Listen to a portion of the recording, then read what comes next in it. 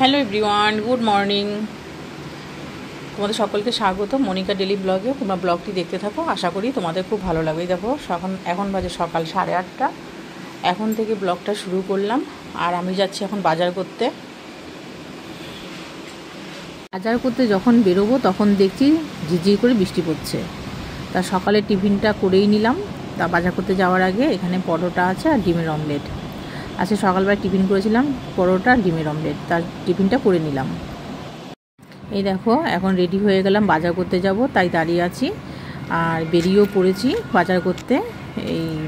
এটা আমাদের বাড়ির সামনের রাস্তা, এই দিক দিয়েই যেতে হয় বাজার করতে। তা বেশি দূর না, ওই কিছুটা হেঁটে গেলেই সামনেই বাজার। বাজার করে চলেও আসলাম। তা বাজার থেকে নিয়ে এসেছি একটা মোচা, অনেক দিন মোচা খাওয়া হয় না, তাই মোচা নিয়ে এসেছি, একটা তাল, আর নিয়ে এসেছিলাম কাতলা মাছ, আর নিয়ে এসেছি লোটে মাছ। তা বিশেষ করে মোচার জন্যই যাওয়া বাজারে, না তো আমাদের বাড়ির সামনে দোকান আছে, ওখানেই সব পাওয়া যায়। আর বাজারে গেছি যখন, মাছটাও নিয়ে চলে আসলাম, আর একটা তালও নিয়ে এসেছিলাম। আর এখানে দেখো এখন মোচা ছাড়াতে বসে পড়েছি। মোচাটা ছাড়ানো হয়ে গেছে, তা হলুদ জল নিয়ে বসে পড়েছি মোচাটা এখন কাটতে। তা মোচাটা এখন হলুদ জলের মধ্যে ভিজিয়ে রেখেছি। আর বাজার থেকে একটা তাল নিয়ে এসেছিলাম না, ওই তালটা নিয়ে এসে বিপদে পড়েছি, কারণ তাল নাকি এখন খাওয়া যাবে না, এখন তাল খেলে নাকি 7 তাল খেতে হয়। তা যাই হোক, এই দেখো এখন একটু ঘর ঝাড় দিয়ে নিচ্ছি। তা তাল খেলে নাকি 7 তাল খেতে হয়, কিন্তু অথচ শ্রাবণ মাসেরই 30 তারিখে জন্মাষ্টমী পড়েছে। তা যেহেতু শ্রাবণ মাসে যাই হোক পড়েছে, তখন তো জন্মাষ্টমীর দিন তো তালের বড়া খাওয়াই যায়, ঠাকুরকে দেওয়া যায়, তাতে কোনো অসুবিধা নেই। কিন্তু এমনি সময় নাকি তাল খেলে 7 তাল খেতে হয়। এর জন্য আমি তালটা নিয়ে এসে যাই হোক যে কদিন ফ্রিজে রেখে দেবো, যদি দেখি ভালো থাকে তাহলে থাকবে, নয়তো নষ্ট হয়ে গেলে ফেলে দেবো।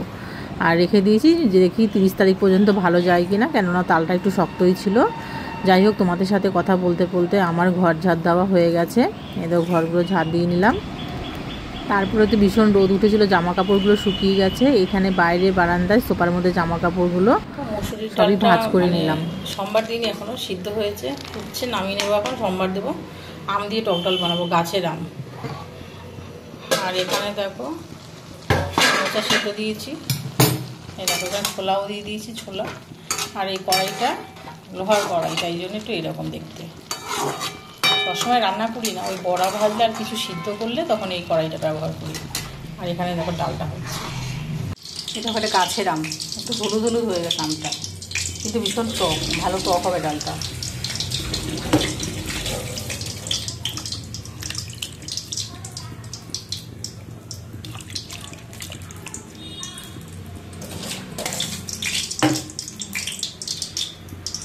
ওখানে কড়াইতে তেল দিয়ে দিয়েছি,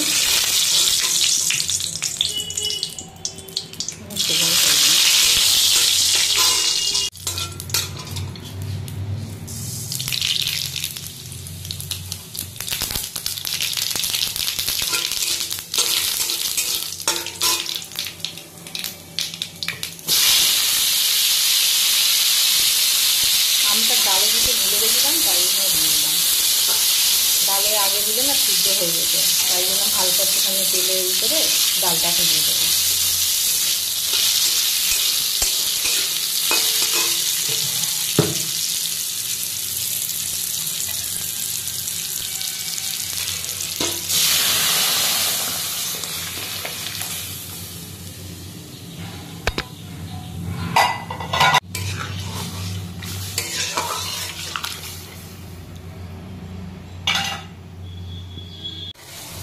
এখানে দেখো ডালটা হয়ে গেছে, আমগুলো খুব সুন্দর সিদ্ধ হয়ে গেছে, গাছের আম তো একদম পুরো সুন্দর সিদ্ধ হয়েছে।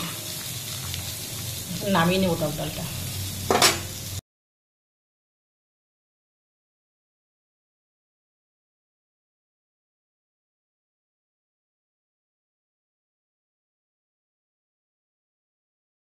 এখন রান্না করব মোচার ঘন্ট, এর মধ্যে সমস্ত কিছু দিয়ে দিয়েছি। এবার একে একে এখানে অল্প করে কাঁচা লঙ্কা বাটা দিয়ে দিলাম, তার সাথে পেঁয়াজ বাটাও ছিল। ঝালটা একটু কমই দেবো, কারণ ঝালটা একটু কম খাওয়াই ভালো। তারপরে দিয়ে দিয়েছিলাম আদা রসুন, আর হচ্ছে দেখো আদা রসুনটা শিলনোড়ায় বেটে নিয়েছিলাম, আদা রসুনটাও দিয়ে দিলাম। এর মধ্যে জিরের গুঁড়ো, ধনের গুঁড়ো, লঙ্কার গুঁড়ো, আর হচ্ছে হলুদ, লবণ সব দিয়ে দেবো। এখন মশলাটা দিয়ে দিয়েছি, এখন সামান্য একটু জল দিয়ে এই মশলাটা অনেকক্ষণ ধরে ভালো করে কষিয়ে নেব।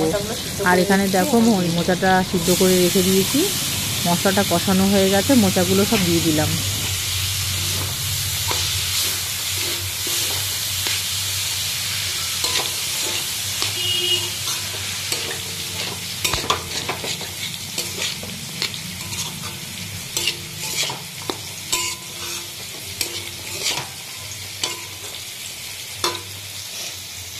এখানে দেখো মোচাটা রান্না করা হয়ে গেছে, তা শুকনো লঙ্কার গুঁড়ো দিয়ে দিই।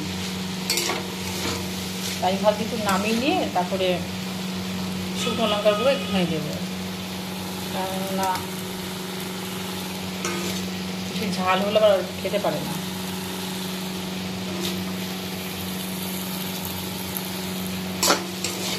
এখন এর মধ্যে একটু শুকনো লঙ্কার গুঁড়ো দিয়ে দেবো।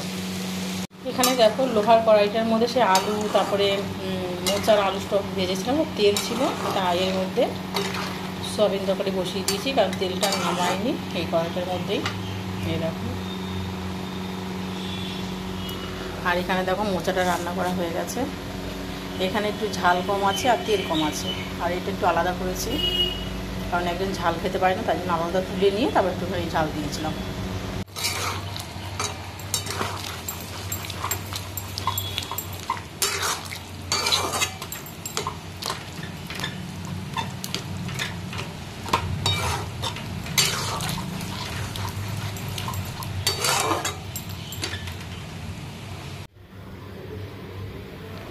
এখানে আমার আলু সয়াবিন তরকারিটাও রান্না করা হয়ে গেছে। আর মেন মানে রান্না করার এইটা কারণ হচ্ছে আমার এই মোচাটা রান্না করা, অনেকদিন মোচা খাওয়া হয়নি বলে মোচাটা রান্না করেছি। আর এখানে আলু সয়াবিন তরকারিটা রান্না করেছি। আর আলু সয়াবিন তরকারিটা দেখে মানে একটু মানে শুধু খেতে ইচ্ছা করছিল, তাই জন্য একটু বাটিতে নিয়ে নিলাম। আর এমনিও এই আলু সয়াবিন তরকারি রান্না করলে কেউই খায় না, বরঞ্চ থাকলে নষ্ট হবে, তার থেকে গরম গরম একটু খেয়ে নিই। রান্না তো হয়েই গেছে, মোচার ঘন্ট, আলু সয়াবিন তরকারি, টক ডাল। এই জন্য ভাবলাম যে কেউ যখন খায় না, এটা আমার জন্যই রান্না করেছি, তাই একটু গরম গরম সয়াবিন তরকারি নিয়ে নিলাম। নিয়ে বারান্দায় সোফায় চলে গেলাম হাওয়ার মধ্যে, আর তরকারিটা তো ভীষণ গরম ছিল, তাই জন্য একটু সোফা ঠান্ডা করে নিলাম। তারপরে সন্ধ্যাবেলায় মানে একটা পাশে আমাদের একটা দিদি বাড়ি ছিল, সেখানে গেলাম, দেখলাম সুপারি গাছ বুনেছিল।